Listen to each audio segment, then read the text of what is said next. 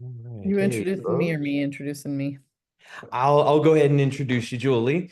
Everybody, this is Julie Jakopic, who's joining us from iLead Strategies. Julie comes from the network, has worked in community action for it sounds like a career and a half. I mean, it's been a good steady a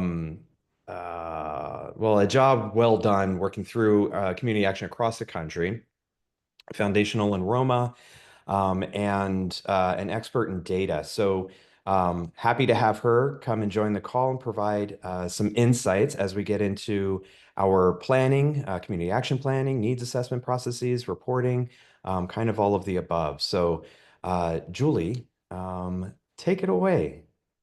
Cool. Since we're a small group, I'm not going to throw my slides up yet. I get a feel for like who you are and what you care about today. I started my career in community action before probably at least one of you were born, and nobody else was an adult. Um, as the research assistant at NASCASP who got all of your data. So long ago that I sent faxes to states that said 2 plus 27 doesn't equal 52. Could you please tell me which number is incorrect? On a fax machine. So I've been playing with data in this network for a long time. Had the privilege of staffing, privilege or problem, depending on how you see it, of staffing the monitoring assessment task force that created Roma. And I think, if I think back 30 years, we did some real good. And then I also sometimes wonder if we didn't get just a little carried away. And so I say that to be clear that I have a sense of humor about this. My goal here today is to help you figure out how to get what you actually need, use what you have to collect anyway in a way that's useful to you, and meet the requirements. Not out of some every data point is magic. Every data point's not. It's just not. But different data points to different agencies have different meaning. So that's kind of where I'm starting. I'd love to know like who you are, where in the state you live, and what your role is, if you don't mind. I'm going to go around my screen. Pete, that means you're first. Hi, I'm with Yolo County HSA. I'm an administrative service analyst, and I'm the lead on our CSBG. So right now I'm going through the Roma training for the national level, and right now I'm on chapter section 1, 2, 3, 4. I just started 4. Cool. And where in the state is that? Yolo County in Yeah. California. Yeah. We're right around Sacramento, about 30 minutes from Sacramento. Cool. I kind of know I'm better than most East Coasters, but don't always know. I actually have worked really hard to learn which Sand City is where. But I'm not so good on counties. Thank you. Yeah. Donna. Or not Donna. That's not your name. Tell me what your name is. I forget. Let me fix it. I'm Sally. I work at Action Partnership of San Luis Obispo County for nearly 5 decades. So I beat you, Julie. Oh wow. I now have worked with the Federal Office of Community Services longer than anyone who works there. Me too.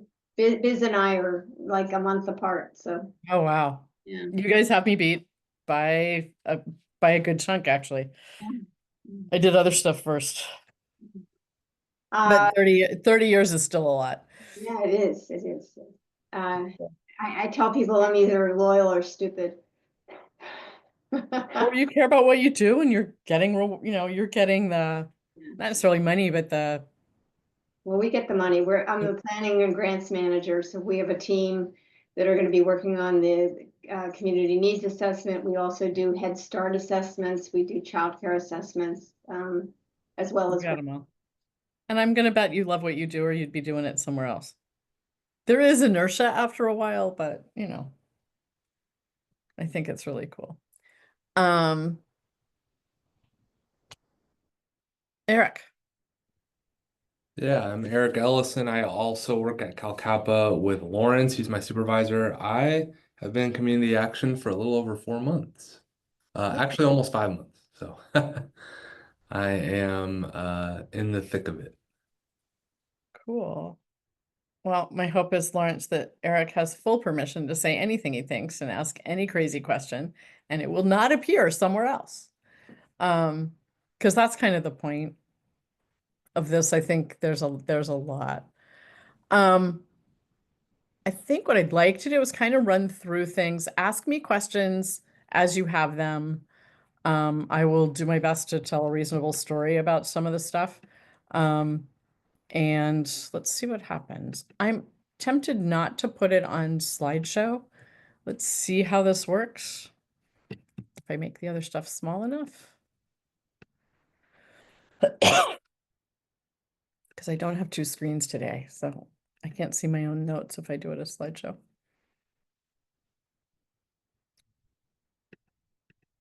How's that?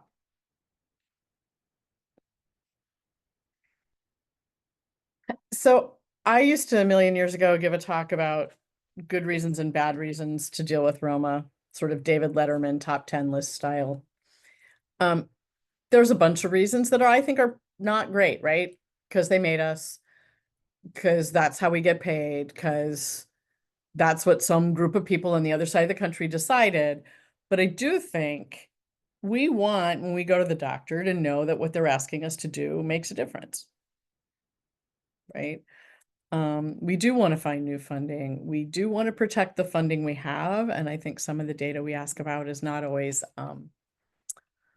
may not always be what you need. You may need some data that national and state are not asking for, but it is about protecting funding sources in part and sharing that story and telling your story to legislators, and telling your story to local people and the community. And I would say most people are buy into story first, but without the data, they don't make a decision. So easy question for you.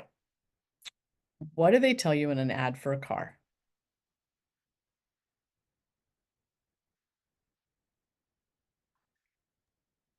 They say, if you buy this, they're showing you, they don't say anything, and they show you that if you buy this car, you're going to be absolutely good looking. The car will go through every dirty, messy thing without ever getting dirty. They're selling you a story, right? But you're not buying that car until you have the data, till you know what the price is, till you know what the payments are going to be. And I think we need to do both, and the data enable us to share our story well. They aren't the story, but they allow us to share the story because most people are moved emotionally first, but the data is how we know we're telling the truth. If that makes any sense. And in the case of where you all are right now in your cycle, you have to plan for the future. So what are you looking at? Primary and secondary data familiar? Should we talk about that for a second? So primary data is data that you actually have. People you actually reach. Secondary data are census data is a secondary data source. Is that reasonably, I mean, some of you have been doing this a long time, some of you, it's pretty clear. And then there's the story stuff, the qualitative stuff, and the data, and the mathematical quantitative data. And all of those things are needed and are expected in the needs assessment process. I should have asked you this before I threw it up there, but primary data you're getting from your clients. So it could be you're getting from your program, but it could be some sort of survey or interview. You know what's going on in your budget and what the state budget looks like and your federal budgets look like. What do you know about how things are working? And then focus groups, interviews, surveys, things like that. Secondary data, you're probably mostly, I'm assuming everybody's looking at the American Community Survey and the census data in this process. The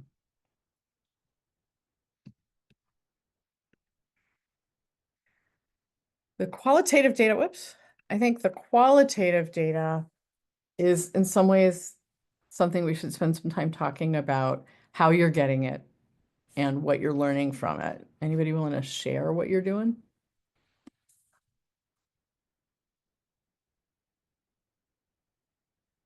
Okay. Let's talk a little bit about the sources. So how many of you have like a very common survey source is customer service data? And I'm assuming But if this is not true, it's something to be asking about, that your agencies are doing some sort of customer satisfaction data. You have intake data where people may describe qualitative data points. Who else might you survey? Our stakeholders, Who's a stakeholder? our partners, other agencies that serve clients, low-income clients. Government, some government people, health people. No. We're required to interview in the whole spectrum, the 5 areas, so business, faith-based education. And then the focus group piece. And I think sometimes for agencies, it may not be any of you. Those qualitative things are a little more time consuming and a little iffier, right? So it's not hard to put together a survey and create a link and ask everybody to put it in their signature, for example. Who do you want to spend time interviewing? I think there's some interesting opportunities in there.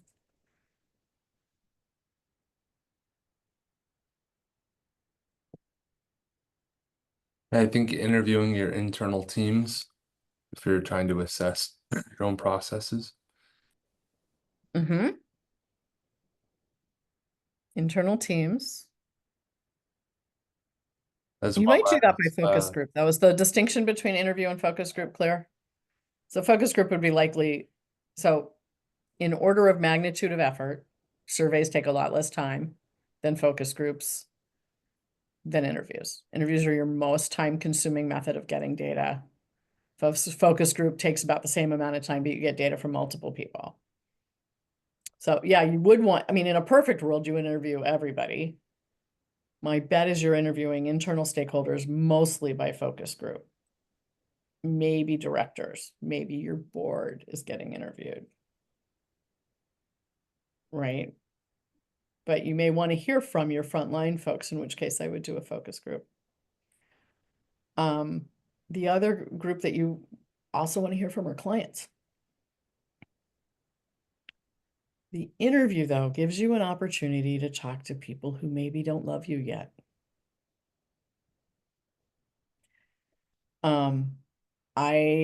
I think there's gold in interviews that I've done. You get to hear from one person at a time what their perception is.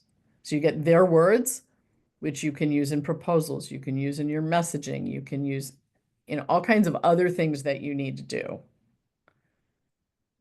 They'll tell you things in a one-on-one interview, particularly if you have some sort of third party, and it doesn't need to be somebody like me. It could be that agency A has agency B do these and agency B has C. Like there's a lot of ways to get an independent third party to do these interviews. People will tell them things that they won't tell staff. And I can think of an agency where somebody's like, yeah, I don't understand why they never submit a proposal. Guess what? They will now. Or an agency who spent a lot of time cultivating somebody who had been really challenging, thought they were making progress, and these people wouldn't have given them water in the desert. So we stopped spending our energy there. I think interviews are a gold mine beyond just a requirement of the needs assessment. Does that resonate at all? Like they are a pain. They take up time. It's hard to get people scheduled. When I do it, I assume it's going to take me 3 hours for every interview to get it scheduled, done, and analyzed. So you don't do a lot of them, but you do them with people where you really want to learn something. You also create social capital when you do them. Is that a familiar term? You create relationship, you create trust by doing them. Because I think a lot of times we think we're asking people for stuff. They're willing to talk. People will talk about themselves, I promise you. And if you can get them on the phone talking about their interactions with your agency, they will tell you things that you won't get in a survey. Like a survey, you're going to get, on a scale of 1 to 5, how quickly did we serve you? How well did we serve you? What you're not going to get is the story of somebody standing in the waiting room watching a little kid have a meltdown and the way the staff handled it. You're not going to get the story of what happened in the Head Start classroom. And those are the focus group and interviews. Focus groups do something else. If we were sitting in a room, we'd be riffing on each other, right? How many of you just thought of a waiting room story? Right? And then you'd be telling your waiting room story, or somebody else would be talking about their kid. When that happens, you get information that you would not get another way. Okay, yeah, this needs assessments, this thing we have to do. Why do we want to know that? You want to know what's bubbling up in the community? Because you're going to need to set priorities. So one approach that I don't love about needs assessments is, look, we know what people need. They don't have enough money, they don't have housing, and they don't have enough food, and they don't have transportation. I can't think of a needs assessment I've done in the last 10 years that doesn't say that. But what those people need on that road changes, and anticipating things. I will tell you, there's an agency in a state whose population has seen an increase in diabetes of 20% in 5 years. What does that mean for that agency? Any thoughts? Maybe they're just doing a better job serving the population. Well, right. And so if people are sicker, what are we gonna know? We're gonna know housing is an issue, because without housing, you don't have a refrigerator for your insulin. Right. We know there's going to be greater need. We know some things about the aging and health of the population. And what their future needs are going to be, so you can prepare for them. I can think of another agency that spent a lot of time training people for construction jobs, and the projections for construction were falling. So they needed to change what they were doing in their job training program. So even though there's a tendency to believe that everybody's always going to bring the same stuff to us, the approach for solving it's going to change depending on what's going on in the population. Similarly, you'll hear about an employer that somebody might be working with that's not working out. You'll hear about an empty building that's available, right? That's why you make these investments. As long as you're going to be asked to get something out of it. And so I also think you want to know what's going on inside the agency. Right? What are clients saying? What's your team saying about what's working and what's not? Technology is changing pretty quickly. What are they telling you about what they need? Right? Everybody love your data collection system? Yeah, no, right? You tolerate it? What's not working? What can you not get? What systems do you need? What resources do you need? What's going on in your funding sources? What's going on with hiring? None of you are in hiring roles, but how many of you have lots of vacancies at your agency right now? Anybody? No? I was gonna say, that makes you different. There are very few agencies that are not struggling to recruit and retain frontline staff. Because you can't do that job from home. It's stressful. The hours are prescribed. And it's at the bottom of the economic food chain of the work.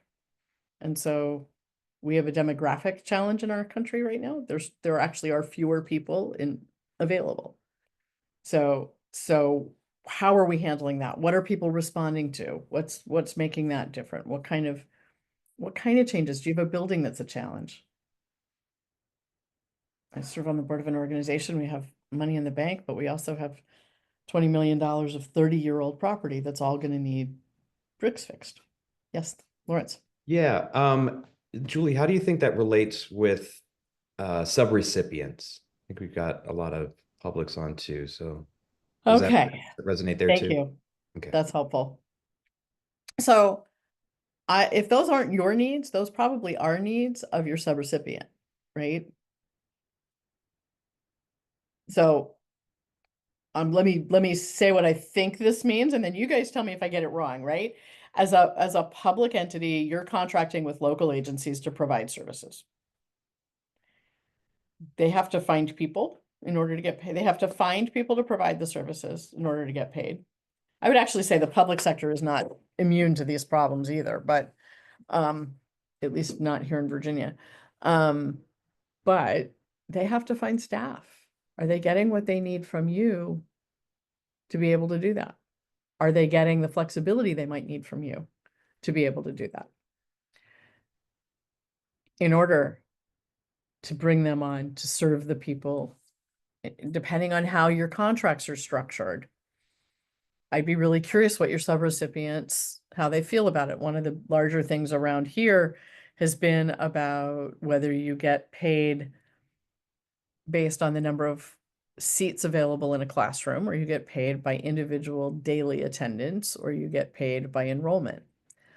All three of those things, so for kids, but so if you get paid by seats, that's a pretty stable number. If you get paid by enrollment, that's marginally stable, it's more stable.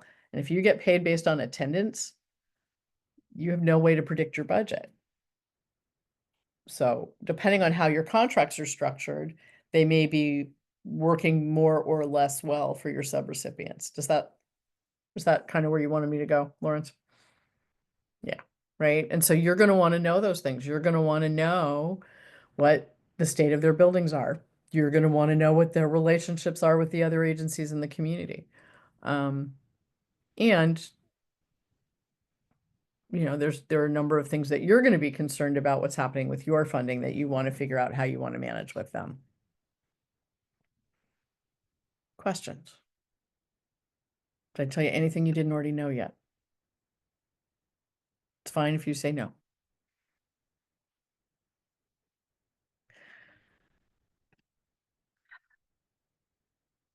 OCS wants you to do some analysis. And I thought, particularly as I've heard who you are, you all know how to collect data, right? What on earth are you going to do with it? And I thought I'd walk through some ideas about how you might approach looking at the data. So when you get data, let's look at the quantitative first, because I think it's probably easier to analyze. First of all, what do you look for? How do you know what matters? You're sitting at a spreadsheet with like 200 cells. What matters to you?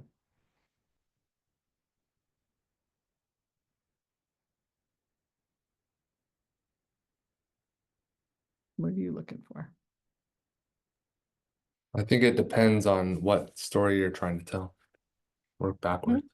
But for a needs assessment, so if the idea is you're going to do a needs assessment in order to do a strategic plan moving forward, what's interesting to you on that spreadsheet? I would think I would be looking for the largest number for the greatest need. Greatest need. Welcome. Rashunda, is that how you say your name? Yes, ma'am. Thanks. Sally? Yeah, I agree. We use it with the needs assessment to come up with our priority needs, which are reflected in our strategic plan. Right. How do you do it? What are you actually doing?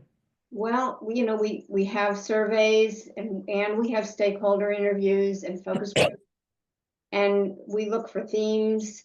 But I have a question that just came up in our team recently. Can I ask it right now? Because it has to do. Sure, go ahead and ask it, and then I'll come back to that. Yeah.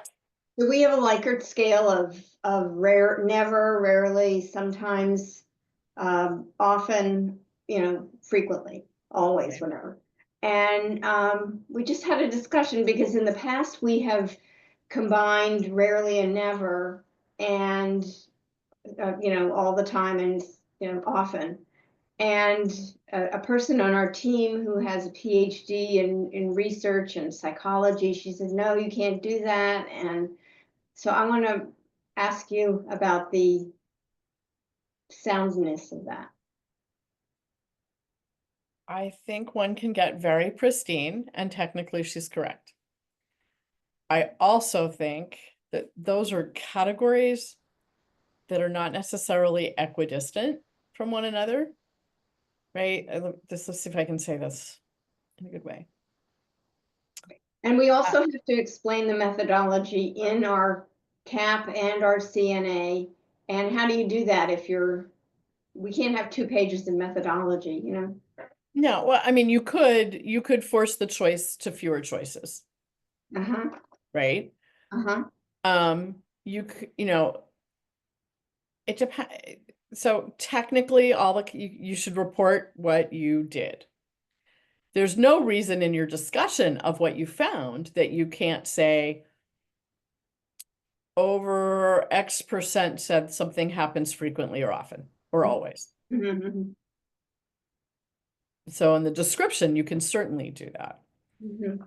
But I think this wasn't where I was going, but I think this is a thing. We have a tendency to, first of all, people use numbers 0 to 1 to 5 for those things. And we have this bizarre tendency to say, and the average score was 4.2. As if the categories are equidistant. They're not, right? But you do want to know what's happening all the time. You do want to know what somebody's frequent experience is. Mhm. I think we can get caught up in precision over things that are qualitative, that are actually qualitative, not quantitative, in ways that make us all a little crazy. Does that like, technically she's right. I Yeah, think most people yeah, would write about it But as, how practical is it when you're speaking to either lay people or the rest of the community? You want to convey, you know, Mhm. what the majority is experiencing. and you can say between, 50% said frequently or always, Yeah, that's helpful. right? Can you actually add up the numbers? Probably shouldn't, but right. On the quantitative stuff, you're looking for change, right? What you're looking for is not, you want to know what is, but you're probably coming into this with a pretty good idea of what is. Part of what you're after is what's changing. If you're trying to do a strategic plan looking further out, what's it going to be like later? So what's the trend of change? And I think that's the thing that I'm looking for in quantitative stuff, because we know what the baseline was. Is it the same or is it different? Is it growing or shrinking? Because if it's growing or shrinking, there may be, not always, some action the agency wants to take. So in the diabetes example, do we want to do more health efforts? Do we want to talk to somebody about housing because of its implications? Do we want to be on site at the hospital providing help so people don't get rehospitalized? There's all kinds of opportunities that data point might show you. There's also really crazy data that doesn't mean anything. I did a needs assessment, and because it was a small community, one crime made it look like there was this huge increase. They're like, that's not true, and it didn't happen then. Well, the crime data lags by 6 months in that state. And everybody knew the actual crime, and it had happened the year before, right? Okay, so you need to be aware of small numbers. Where are things so small they don't mean something? How does what you're seeing in the data compare to the experience of the people you're serving? Because again, the goal of the strategic plan is, what are you doing next?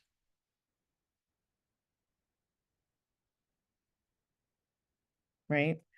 And that's what this is all for. Excuse me. This isn't an exercise in how many numbers can you crunch? I mean, it sometimes feels like that, I bet, but the point is really to have you thinking about what you need to do next. If young people are leaving your community and you have a large Head Start program, what did you just learn?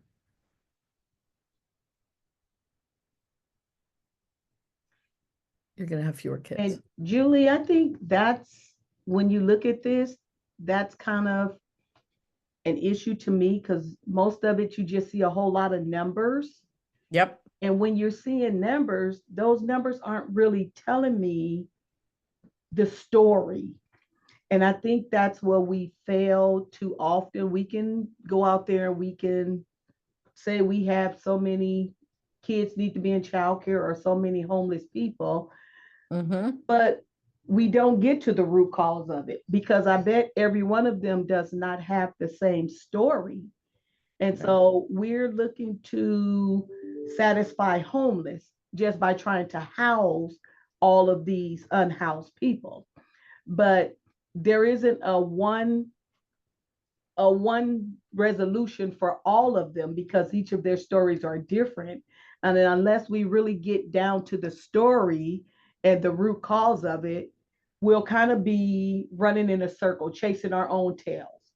Yeah. We're making an impact, but basically we're not because we're not really reaching the real issue. We're really just working off of a number. And you're right. And it takes both. Let me kind of run through these because then I can ditch my slides and we can have a richer conversation.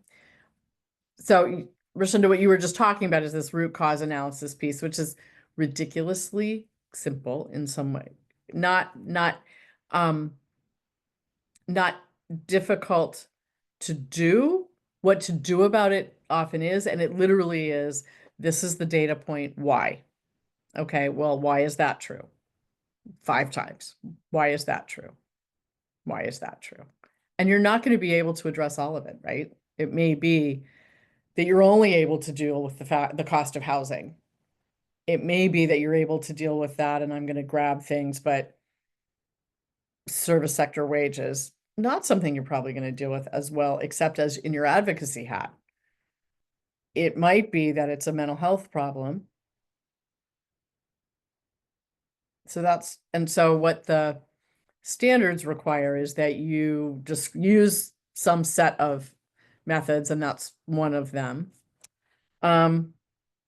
Force field feels really similar, right? What's driving those things?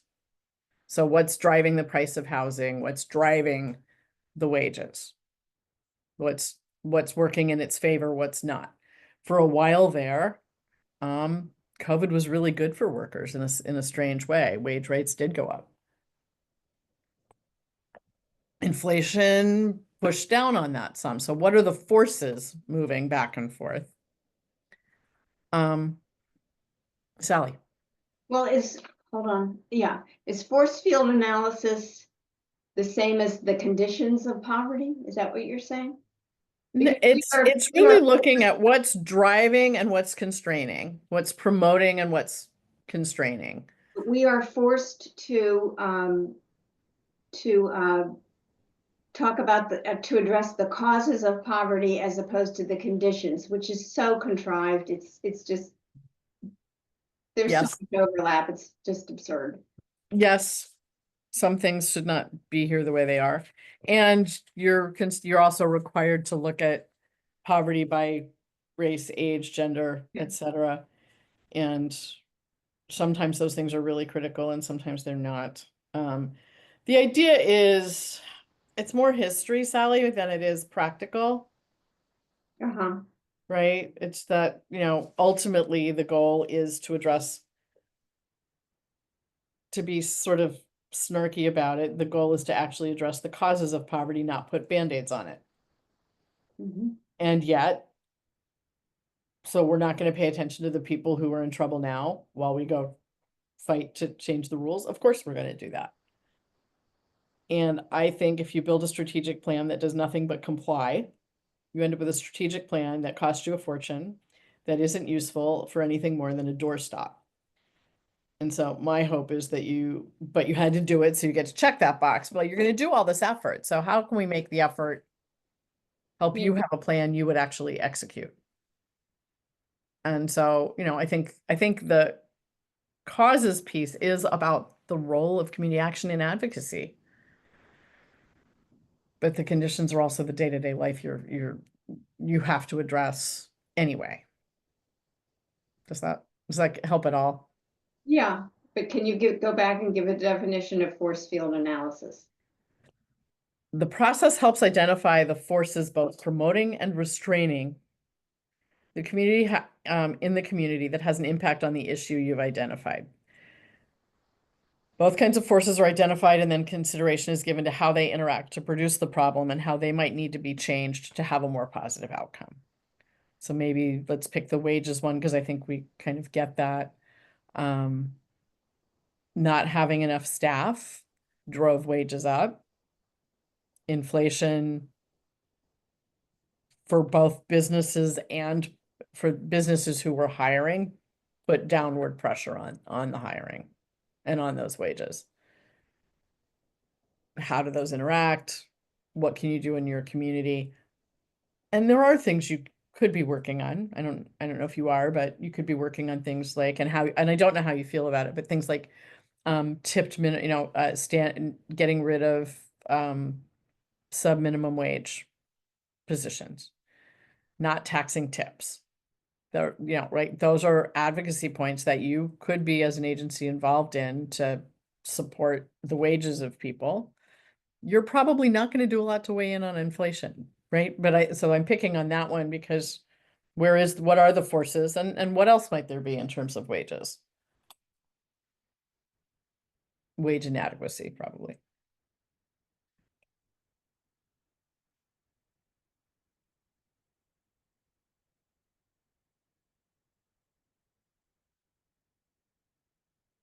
Nothing. What else could be driving wages?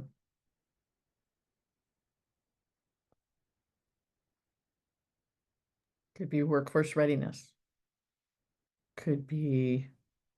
Yeah, I was just going to comment on that, Julie. Like we think about, when industries shift in a geography, and maybe you've got a major retailer that leaves or a major employer that leaves, and then whoever backfills them may or may not use the same skill set, or the same kind of workforce. So you need to retool the workforce. Reskilling. Yeah, reskilling. Upskilling. And those are things that there are community action agencies that do, right? So it could be, how many, I don't know which of you might be involved in weatherization, but the weatherization workforce challenge is like getting national attention. It's hard to find people who know how to do weatherization. And they're very physical jobs. And so it's finding people and training people and making it feel like it's okay for people to go into somebody's house and do that. Not everybody wants strangers in their house. And how does that work? So it really is sort of looking at what's pushing and pulling on it. Similarly, the compassion technique piece is looking at high need and low resources and how can you converge those? So homeless is a good one here, right? Where there's maybe much more homelessness than there are places to house people who are not housed. Low resources. How do you bridge that? For some agencies, that's actually about building things. For some agencies, that's providing shelter.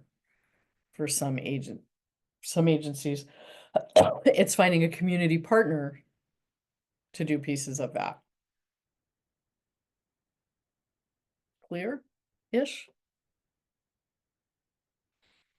How these are different than cause and effect, I have to admit, I am not clear, but the document believes it's clear. I think it's a lot like the compassion piece, right? What's causing it?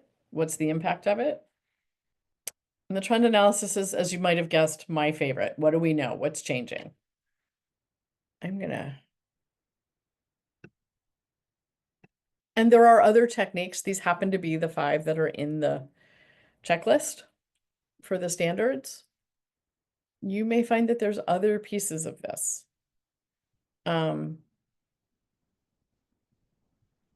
Which data points you choose to use, for example. I'm going to stop sharing because I just want to have a conversation with you guys. Maybe. If I can move this to stop sharing. There we go. And Donna's here too. I'm sorry, I only saw a few of you. And is it Yasina? And Dwight? Yasina, Dwight, Donna, do you want to, and Rashunda, do you want to say a little bit about what your role is at your agency? I work with Sally in the same agency, and I arrived late because I was getting off of one webinar and onto another. Been that kind of day. Cool. And actually thinking about you guys, you could tell me if I'm wrong, but I'm thinking that over the last couple of years, a huge change has been climate. Preparing for fire and the loss of businesses and places that people work, which probably needs a place in your strategic plan from a practical standpoint. What does that mean for you as an agency? What does that mean for the people you serve? Where is their impact? Where do you want to be in playing in that space? It might be one of the best examples of why we don't just keep doing what we're doing. Dwight, tell us about you a little bit.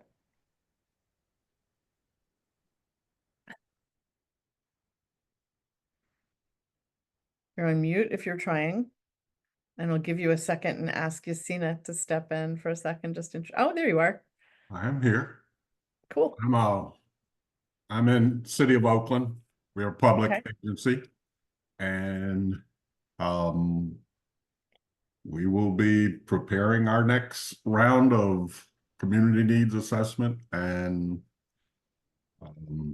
preparing our CAP report, CAP plan. Yep. Yasina. Hello, my name's Yesenia. I'm sorry. Yes, no, you're good. And I'm like Donna, I came in late because I came from a meeting. But I'm with CAP Orange County. And I work for the planning department. So working on everything strategic planning, similar to Dwight, CNA, CAP, etc. Cool. And so I'm gonna bet most of you are in, well, Donna and Sally are in a 501c3, but how it looks like and Rashunda, tell us a little bit about you before I go there. I'm actually with Contra Costa County. So public agency, and my role is all things CSBG. So that's, I kind of deal a little bit with the budgeting of the money. We subcontract out, so deal hands-on with the subrecipients. And also we don't actually go out. I'm not part of actually going out doing the community assessment, but I will be a part of doing the public hearings, the meetings, and working on the CAP plan. Cool. And so, as public agencies, you have a little bit of a different, you have an extra role, really, right? You have to do this on behalf of all of your subrecipients. Exactly. Right? Yes. And so what can you legitimately ask of them to do in the process becomes kind of important because you're not speaking to clients, right? So how some we how that do. works. Some we do. We actually go out and do surveys. We do interviews and we speak with them. And this will be my first time going through the community assessment, the needs assessment. But I think one of the things is in doing the community needs assessment is going to better help us select the subrecipients that we want to partner with. Exactly, because you're going to see new needs. Right. And then those interviews and focus groups become critical to hear. Excuse me, I'm getting over a cold.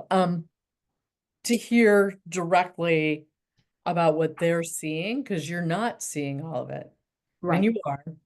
You've got a TANF office, you've got a whatever, but you aren't seeing the day-to-day story piece of it. No, only when we go and we visit or we monitor with our recipients, and at that point we get to interact with some of their clients.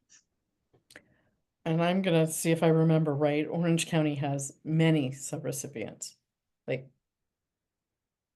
30 maybe. Orange County? How many does Orange County have? So Roshen is in Contra Costa. I'm sorry. I apologize. I That's clearly did okay. not read No, that. right now we have 11. Okay, so you've got a pretty reasonable number.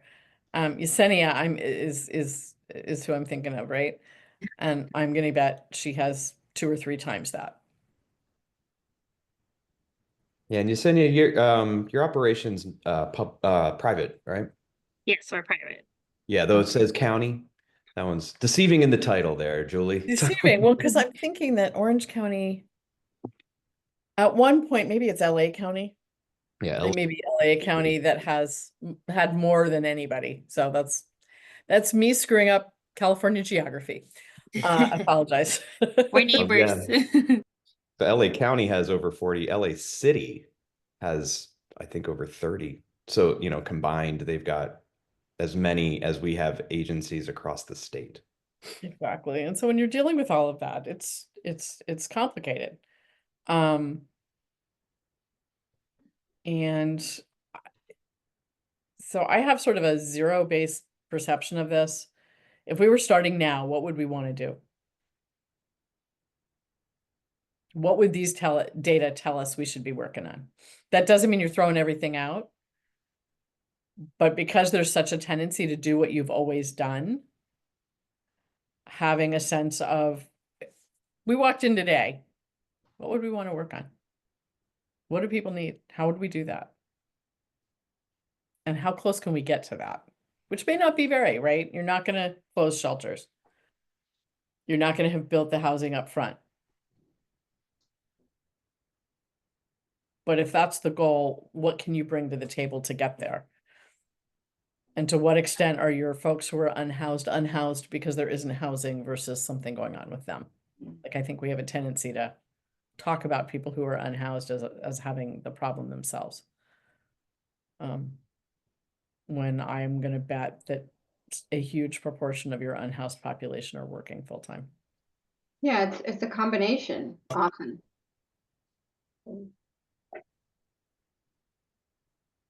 Yeah. What are your processes like? How are you approaching the strategic plan itself?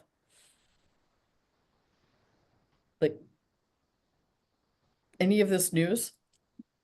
Or just an opportunity to rethink what you're already doing? I think for me, and again, I'm new coming into it. And I recently have completed the Roma certificated program. And so that kind of gave me a whole new outlook, and it kind of made me sit back and look and say, wow, we kind of need to revamp the whole program in a sense, because I think it's been operating just as it been because that's how it's been done. But without really looking and seeing, okay, where do we really need to change? Where can we be more efficient and effective? And so that's kind of going into this new year, kind of going back and revamping, creating a new strategic plan, and really sit back and looking at what are some of the things we need to do. Just because we've been partnering with this sub-recipient doesn't mean we need to continue just because that's just what it's been. So it's really saying, maybe do we need 11? Maybe we give more to some of the ones that are really doing the job that needs to be done. So it's just really sitting back and looking at the program as a whole and seeing where do we need to change so that we can be more effective in the community and not just doing things because that's the way we've been doing. So it's kind of really coming in saying, hey, we need to relook and rechange our whole focus. And I think those are the questions you have to ask, and it may be that there's a bunch of reasons that some things aren't easily changed. But I do think that's how you have to start. And then what's working? Right. What do your outcome data show? And something not working might not be because it's a terrible thing. It might be because of outside forces, right? It's not, business, a town losing its main street has nothing to do with community action. Right. An interesting thing that we've been doing, I guess I've been here 9 years with the city of Oakland, and I've done the CNA every other year that we do it. And I've dissected the census report, I guess last time, because it had some interesting data. And we do a RFP every 3 years. So we select our grantees. And this last time in 2022, when we did it, we chose to increase our grantees from 15 to 18. So we can provide grants to some startups or to some smaller organizations that don't have grant writers, that can't, that can't do all of the things that the bigger agencies can do. Yep. So that helped bring in 3 really small agencies that are doing impactful work that basically is hidden because, we select the agencies that we probably will have less issues with, and that are better known. And so we've been trying that. So from my analysis of the census report, I've got into census tract reporting. And so as part of our program, we do the volunteer income tax. So we moved into West Oakland at the public library, and they noticed that our first year, their traffic increased.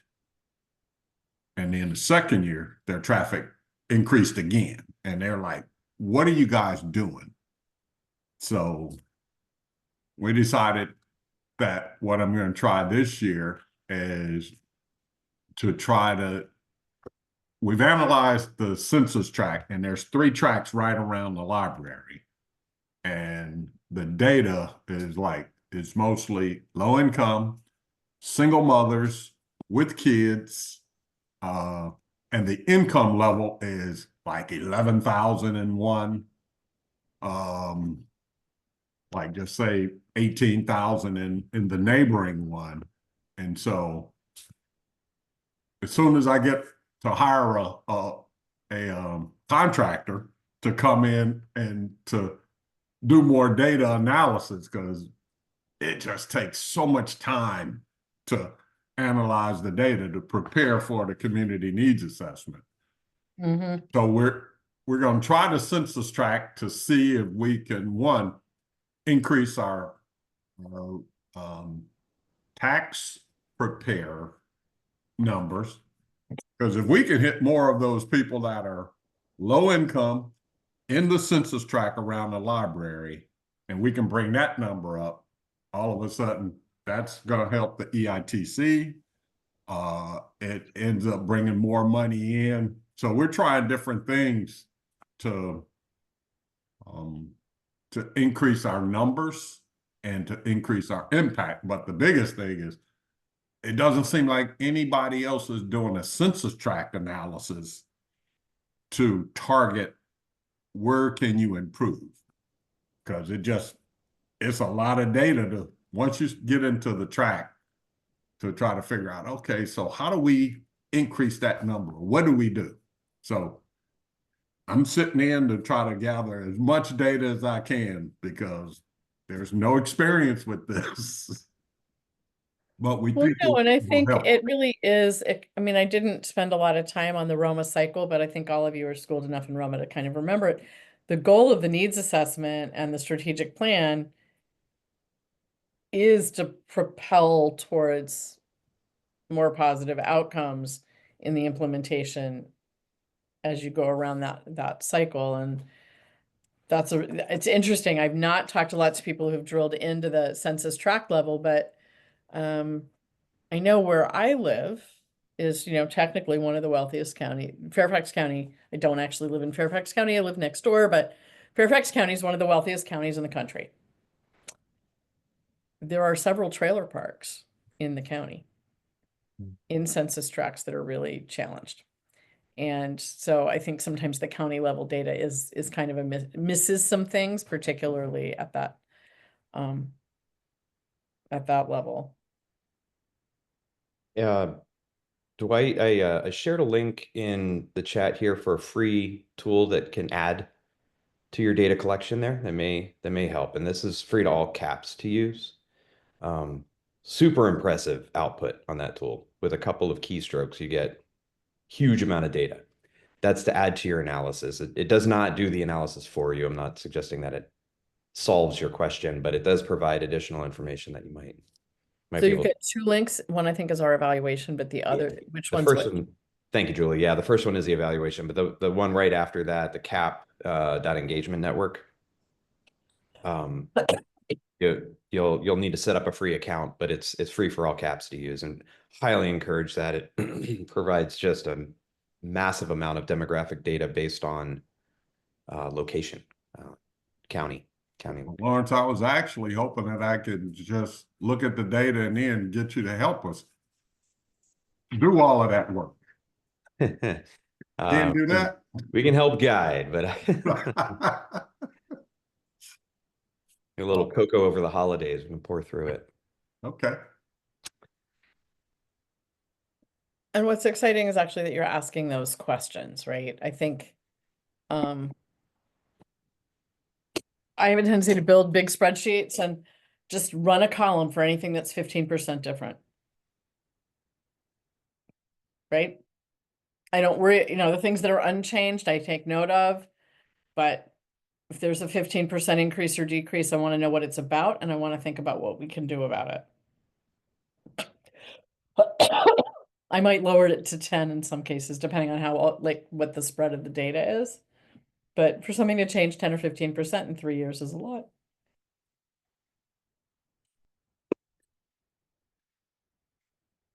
Now I want screenshots of the tool.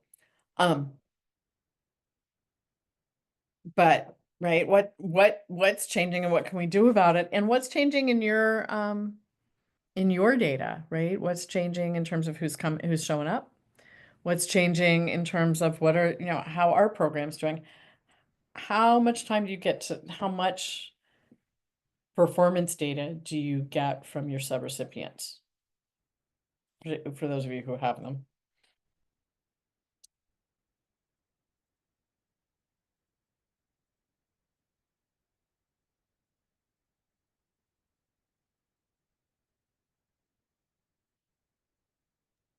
Can you be more specific when you say performance data? Outcome data, results data.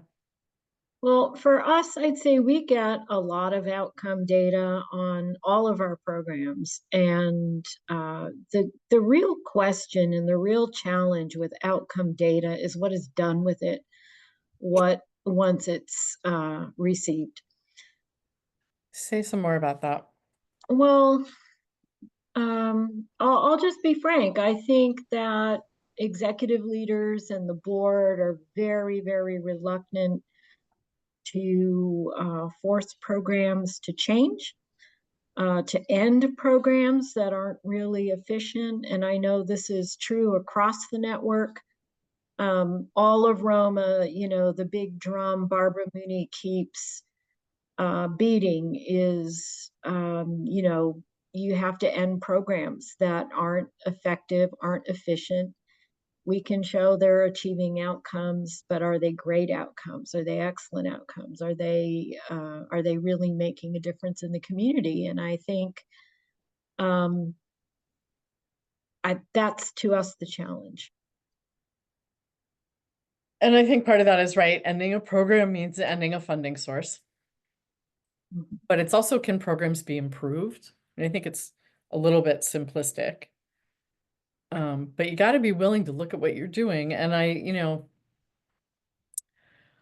me see if I can find this. I'm going to look for a slide while I'm talking to you, but I think sometimes it's also about health fairs, right? Do they make a big impact? No, not in terms of outcomes for people, no. But they build community capital for other things. And I'll use the example of we have a reproductive health clinic.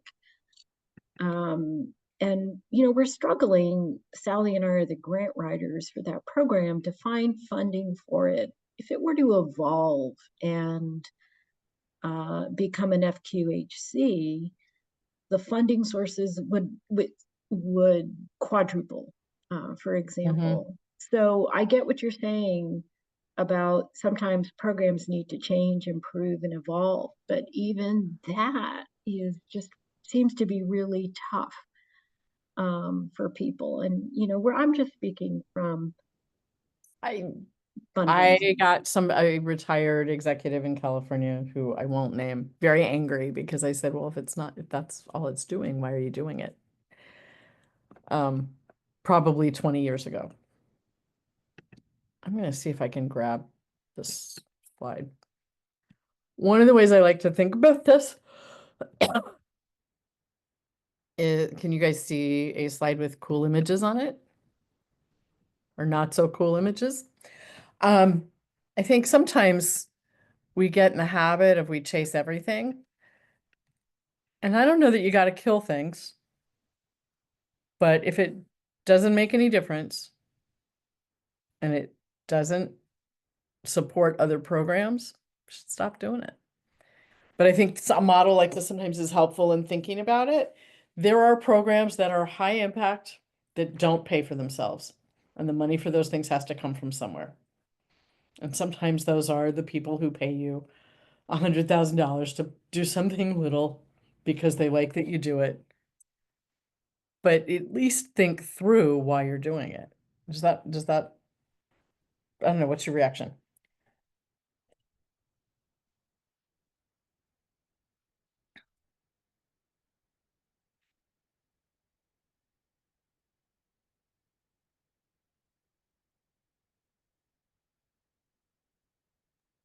Well, again, I'm going to say I see it, but getting our board and executive leaders to sign on to that is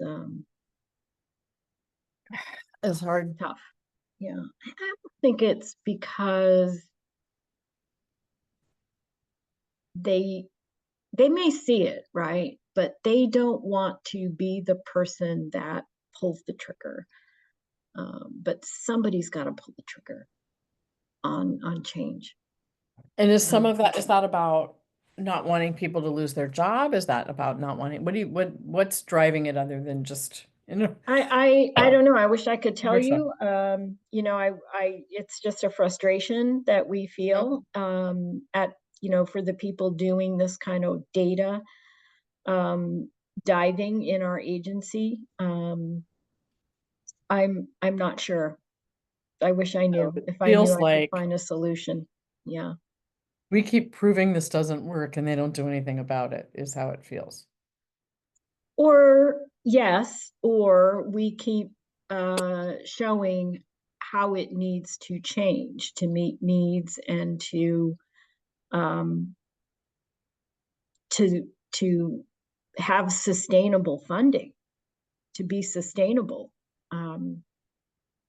is how I would put that. And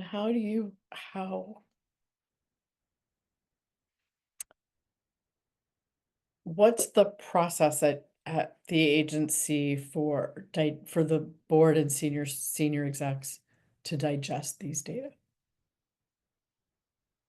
I would say it's largely in the board reports from the programs.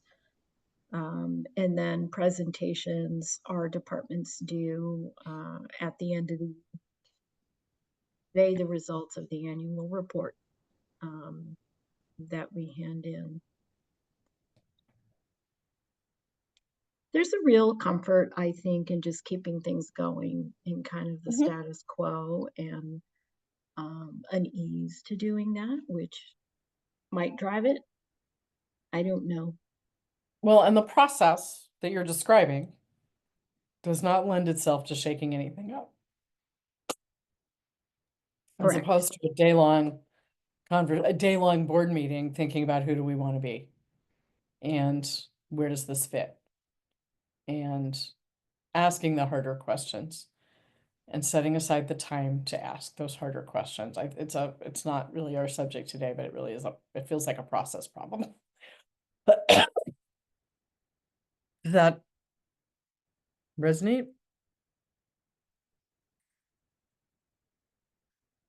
Like, how is the strategic plan actually written? Are you guys drafting it and it goes to a board meeting and it gets approved? No, it was as you described, a number of day-long retreats at a nice hotel with consultants leading it. And they still don't capture it. Yeah, no, it's just hard.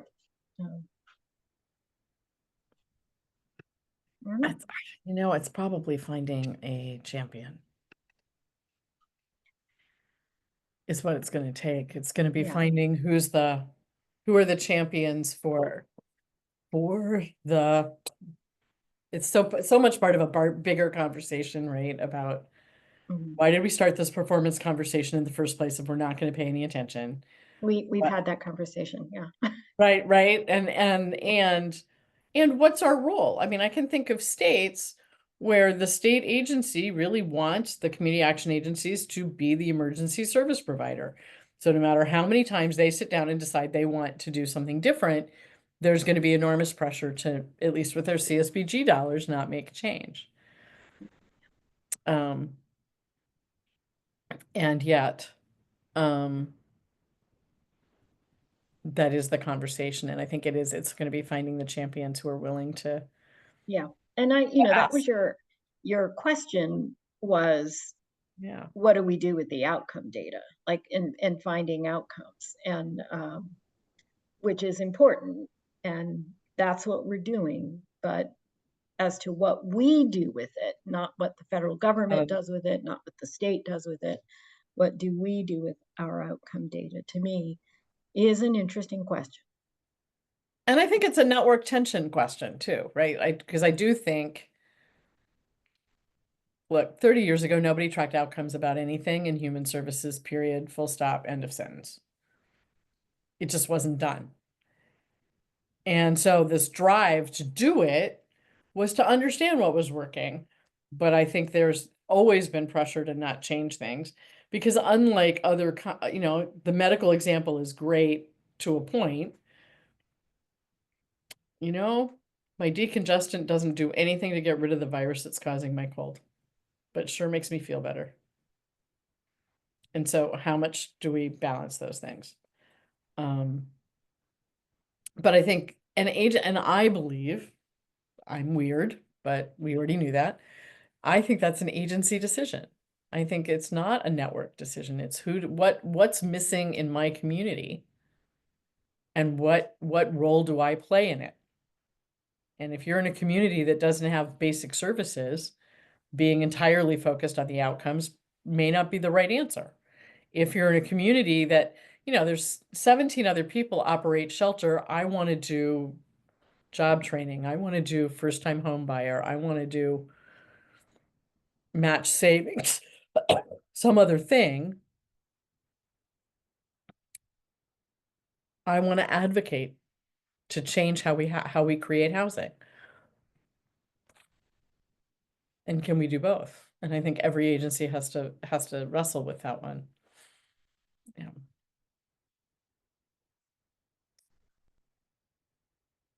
We're a little group. I'm happy to end early, but I'm also happy to just talk history and answer questions. Lawrence, I'll let you decide what we do next. Oh, that's okay. I think we were only scheduled till 2, so you've given us some bonus time. Oh, to our time. Okay. I think I had it for 90 minutes, so I just wanted to make sure that Okay. yeah. You know, I mean, I think when we first started doing this, nobody knew the outcomes of anything. And it might surprise you because I really was a champion of Roma in a lot of ways, but the first thing I did was write 8 pages about why we were crazy. Because I was worried about people being a community action agency being blamed for the outcome of somebody closing an auto plant. I think it's important we do the best we can for people as quickly as we can. Does that mean that we don't do the other stuff? Probably not. And then we have to prioritize what's going on. I mean, that's how I think about it, at least.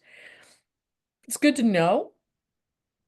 And if there is no other food bank, then we may have to operate a food bank, even though it doesn't have great outcomes. There's another food bank. Why are we doing a food bank? Maybe we should be getting transportation for people. Maybe we should be, I don't know. You all probably know our director, David Knight. He tells a story of when he was an executive director, young executive director, coming through fresh at an agency and analyzing exactly what we're talking about here. There's a program that was not producing outputs, had a few people, senior center, but had always been run. You know, so its existence was there because no one stopped it. You know, talk about inertia. So when he came in and was doing the numbers, he's like, this is a ridiculous spend compared to the needs of the community. And so he made unpopular decisions, you know, based on the analysis. So it happens. And it's probably a lot easier to blame it on the new people, right? So sorry, Rashenda. But maybe that's a license to to move forward. Or new people get to ask the question because you're new eyes going like, why on earth were we ever doing this? And you're new, so you get away with it. And my advice, I learned it a long time ago from Tim Warfield, who used to be the NASCASP executive director, which is that be new for as long as possible. Right. I don't, might be me, it might be just because I'm new here, but have you considered, is like my favorite question. You know, I haven't been here very long. I wonder, you get at least a year of that. You know, John Wilson, you know, John Wilson will say it takes 3 years. He gives you 3 years to really know what you're doing. That's what he told me when he was here. You certainly get to be new for a little while. And it's great because you can ask all this stuff. And that may be another strategy, is who is new? Who's going to look at this differently? How can you, it's also about how you might structure how you share information, right? A common thing is to bury those things at the back. Maybe they need to be more upfront. These are the things that are going well. These are the things we know we got to do. Here's the stuff in the middle that I don't know what we should do with, or some other structure, because it's really forcing the conversation. I want to thank you guys. You have an evaluation. I can stop sharing that. Where's my other PowerPoint? I will send Lawrence PowerPoints and things that he can share. I can also maybe, if I do this right. Too many things open on my screen now. Here's how to find me. And I'm happy to answer questions. Lawrence, thanks for having me. Thank you all for spending your last Wednesday of the year to do this, staying long because I thought we had more time. Thank you for joining us, Julie. Thank you so much. You're so welcome. All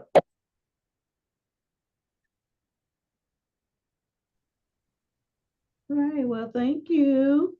That's Thank you. all.